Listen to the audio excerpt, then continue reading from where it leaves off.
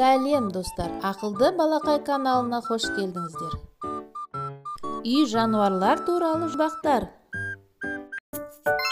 Балалар, бұл жануар қалай аталады? Дұрыс, балақайлар. Бұл жануарды жылқы деп атаймыз.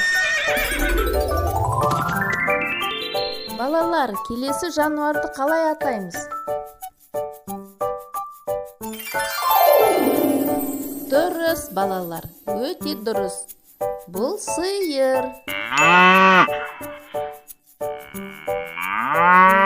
Балалар, келесі жануарымыз қалай аталады?